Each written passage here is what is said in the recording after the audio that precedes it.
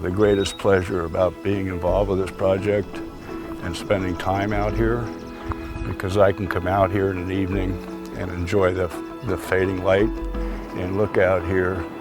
And unlike a lot of what's going on in the rest of the world, it's nice to be part of something that's working. Well, welcome everyone.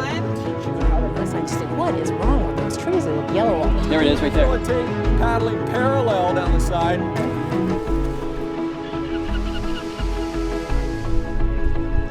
About every 12 inches for 100. There's a tide gate down here.